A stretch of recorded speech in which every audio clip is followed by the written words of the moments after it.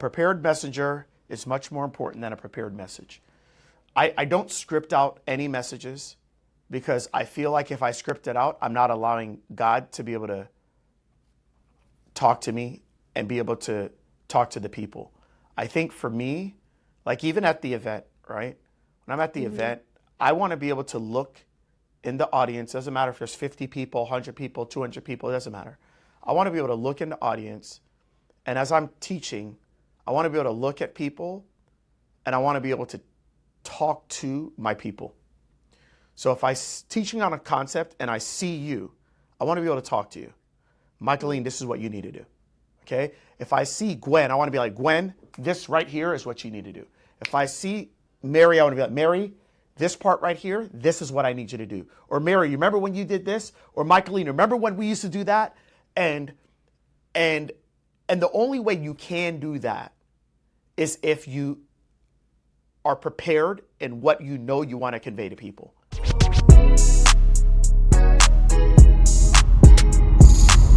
This is Secrets for Success. Welcome to the Secrets for Success podcast. I'm your host, Greg Todd. Thank you as always for joining me. Today I have another special guest. So this person used to be like my Instagram live buddy, okay? And she would hop on my Instagram lives in the morning. She's actually a client of mine in one of my programs, and I can't wait for you to learn from her, hear from her, and maybe she could teach you a thing or two. Michaelene Kearney, welcome to the podcast. Thank you so much. I'm so excited to have a conversation with you. Yes, and I love having the conversations with you as well. So why don't you tell the people a little bit about what you do, at least as a profession, and all that good stuff. So go ahead. Okay. I'm a pediatric occupational therapist, and I'm the founder of Children in Motion Therapy Services, which is a brick and mortar clinic where I work with children and their families who are experiencing challenges with sensory processing challenges. And I also own the Teachers OT, which is an online format where I'm working with teachers and school systems on understanding classroom and the behavior and just how sensory processing impacts children's behavior, teachers' learning, and how we can help support children so they can do their best learning. Okay, this means a lot to me personally because I have a child that struggles with this. And so before we even get on with the rest of the interview, I want to just say thank you for what you do. Because as a parent, I didn't understand a lot of the things that is a struggle to my son. And so the work that you all do is amazing. So first of all, just thank you for that. Okay, that's the first thing. So can you tell me how long you've been in OT and how long you've had a practice? Can we talk about like that transition from being an OT and were you always in peds, and then what spurred you to go and have your own practice? So I've been in OT since 1985. So that's 30 plus years. Wow. You are an OG. All right. Wow. Okay. Awesome. So I've been around. My first year out of school, I was working as the only OT in a residential facility for adults who had mental disabilities. And then I shifted into rehab, a hospital inpatient rehab for a year. And then I went into pediatrics in the school system, which was really where I felt I was always going to end up anyway. But I wanted to make sure that I was getting, all the OT skills I needed. So started in the school systems back in Chicago, moved to Atlanta, Georgia in 1991, and again went into the school systems part-time and then worked in an outpatient clinic part-time. Wow. And then I eventually opened up my own practice in 2001. I have three beautiful human beings, three daughters, who, as we were starting our young family, I started having difficulty with one of them. I mean, my husband's a PE teacher. I'm a pediatric OT. We got this. We know what to do. Yeah. And we were really struggling with our daughter. She was just having all kinds of difficulty. And I was like, all right, we got to figure this out. So that's when I started learning about sensory processing and what that meant and what that looked like and why my daughter was having all these troubles.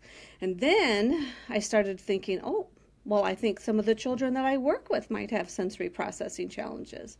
At that time, I was part-time in the schools, and it was a pretty narrow role.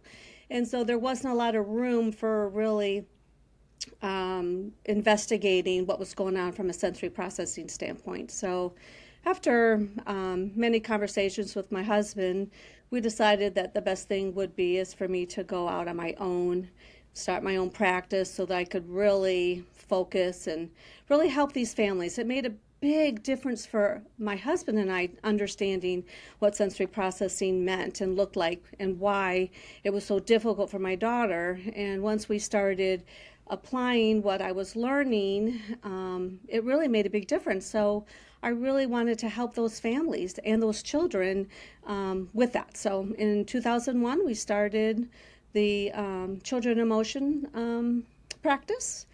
I continued to work with parents and their children, and they started requesting or asking me, can you talk to my teacher? Can you come to school and work with my child? My child is having a hard time at school. So I started, because I was in charge of my schedule and I was in charge of the role I was playing, I was able to be real flexible and meet the needs of the individual families.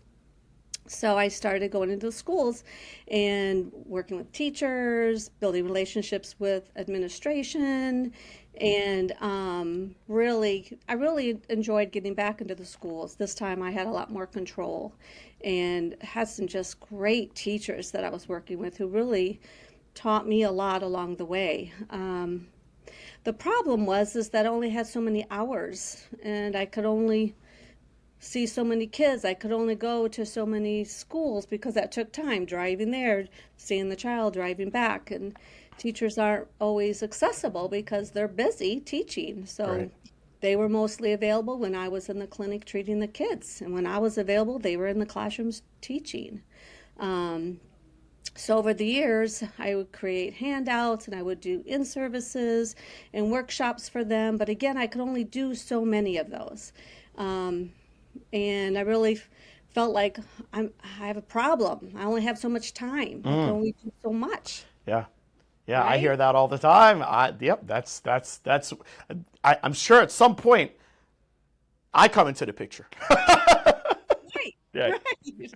Exactly. So, one of my daughters works in the business. I have to say the whole family is part of the business. Yeah. One of my daughters works day to day in the business with me. I have another daughter who I affectionately refer to as my IT department. And then my other daughter does IT and does a lot of HR for me. And then my husband is my go-to guy. He builds all my clinics and my ball pits and my climbing walls and my swinging structure. So it's a family affair. Yeah.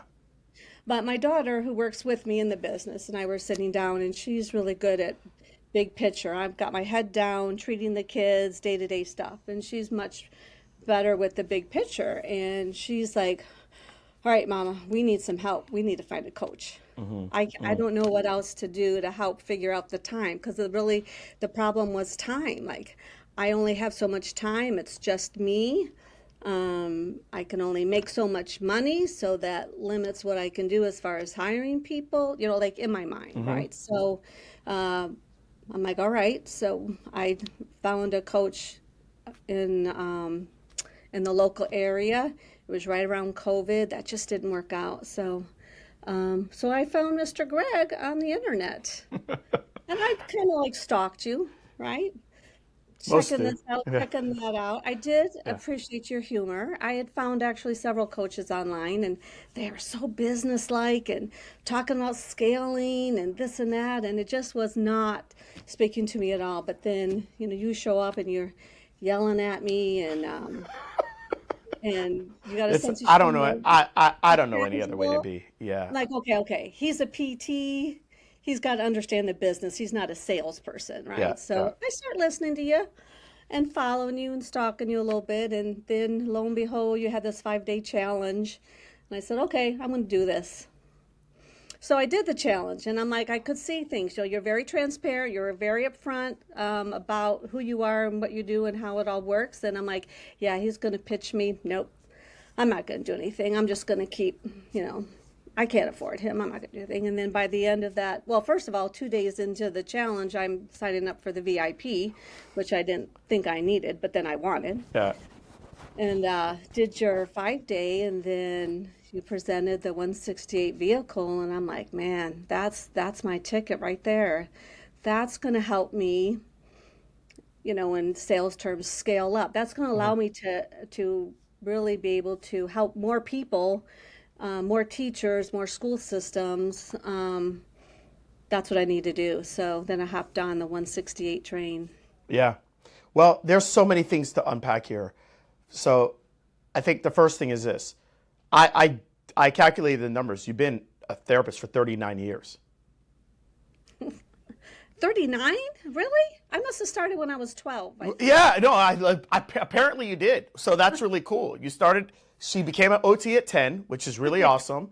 And, but 39 years. So I think the first thing I want to say to those of you listening is, it doesn't matter. You have to make a decision.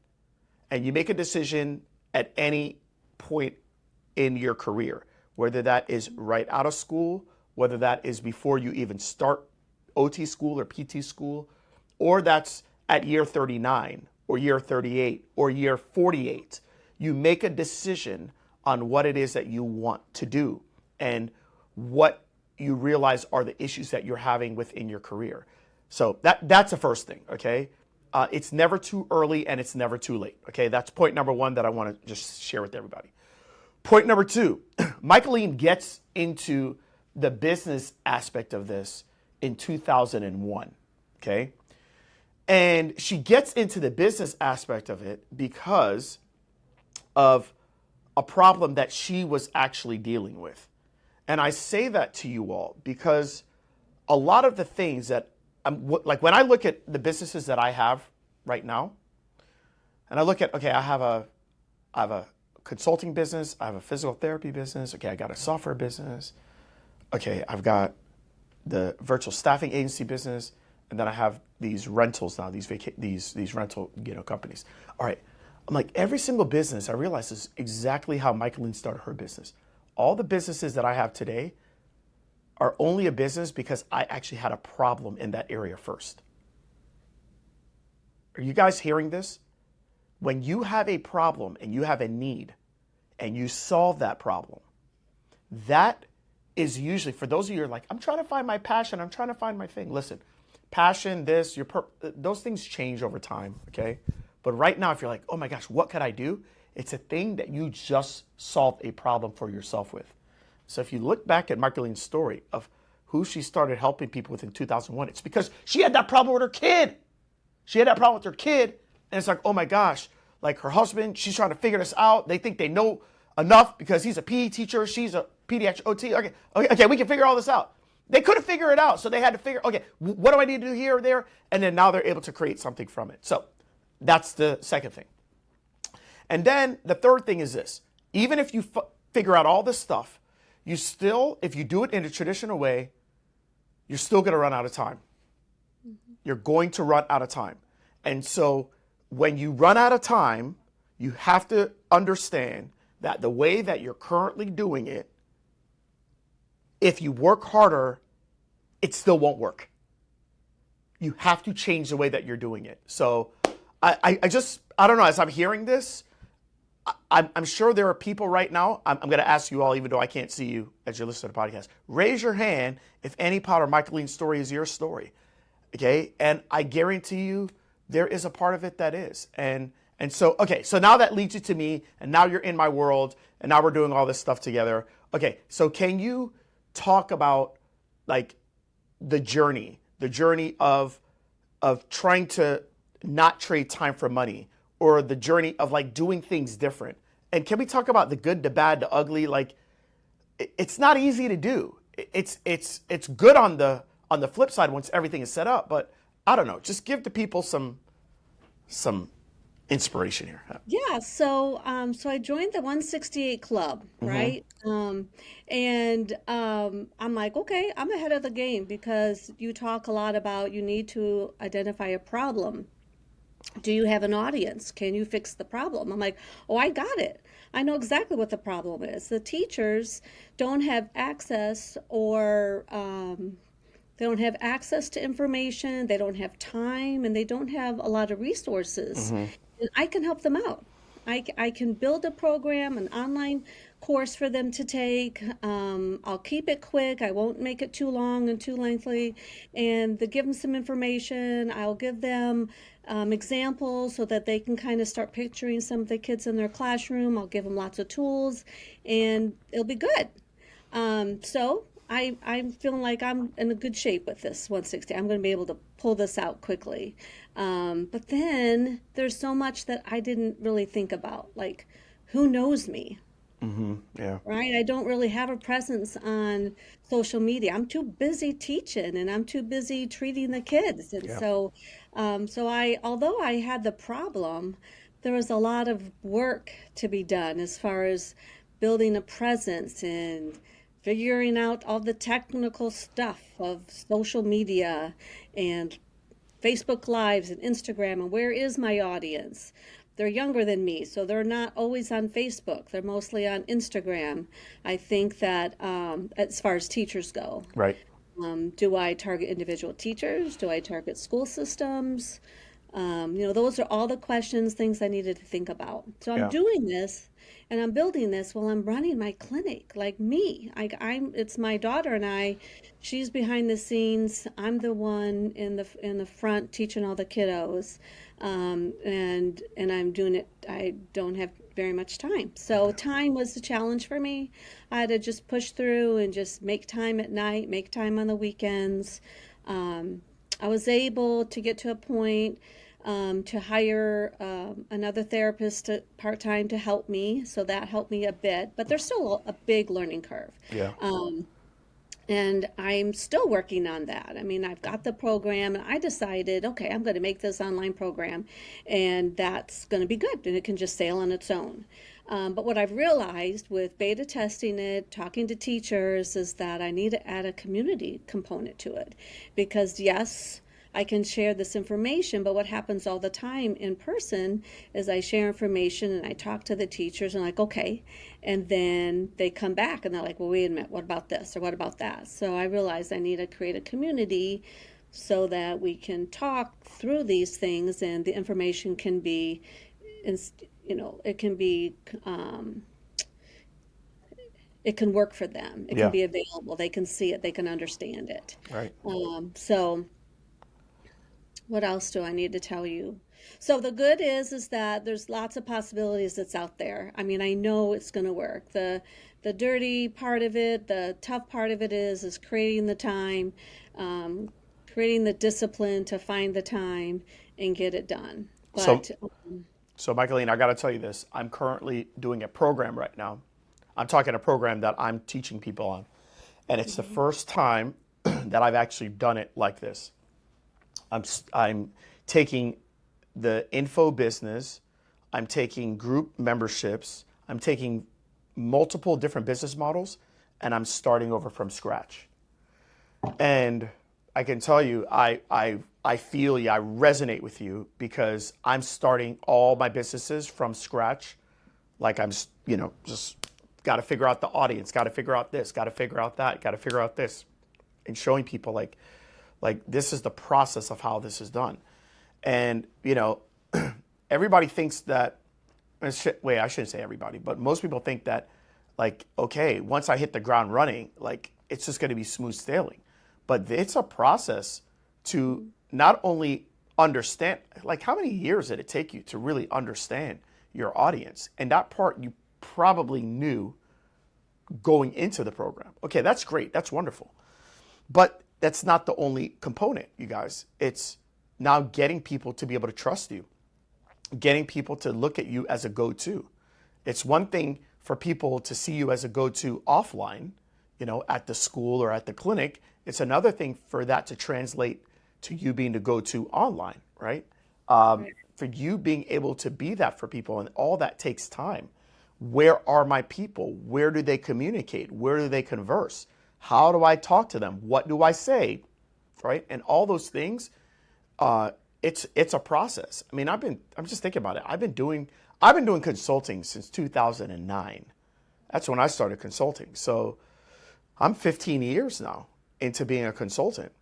I've been doing it online since 2016. And I'm still finding out more and more things on because guess what? My audience is changing. Like, you're never going to know your audience totally. I mean, you've been working with sensory processing since 2001, right? Well, Yeah. were you dealing with the iPad in 2001? No. No. Were you dealing with the iPhone in 2001? No. Were you dealing with, all these different TV stations or Netflix constantly that's overstimulating our kids? No. Were you dealing with TikTok back then? No. So it's like our audience changes, and I want everybody to understand that. The needs of your audience, even though it might be the primary problems are the same, the different secondary factors change. And so it's a constant journey with that, and it never ends. So anyways, I applaud you for sharing that, sharing the good of it, all the awesome opportunities, the bad of it. Oh my goodness, even though I know the problems, these people don't know me yet. Like, they don't know me online yet. I don't even know where they're at, for certain, right? And then the dirty part is like, geez, there's like a lot of components to this. It's not, yes, it's awesome on the other end, and it's so cool that you can have the amount of impact that it would take you a month. You can do it in an hour. You can make the same amount of money that you made. I literally just had somebody on the podcast, and this person, Jamie in Platinum, and Jamie was just talking about her first ever job she had as a therapist. She had a day where she saw 60 patients in a day. Wow. 60 patients in a day. And so I broke it down for her. She said that she averaged 35 patients a day for a year. That's what she averaged every day for a year. And so I said, Jamie, you made about $10 a patient. And now she's doing these new offers that she's doing through the program. And she has clients that are paying her $5,000 to $9,000 a client. And so that's a process, you guys, to get to there. And the cool thing about the things that we teach is there's massive upside, and the downside is not that much. There's still a downside, but it's not that much. But to build that takes time. And there's good, there's bad, and there's the dirty part of it. And so thank you, Michaelene, for sharing that. Okay, so before you leave, if there's any tips or any suggestions you'd give to someone that has been in their profession for more than 20 years, and they're like, you know what? I know I need to change. I know I'm tired. I know I'm exhausted. I know I can help more people, but I feel like it's too late for me. What would you tell them?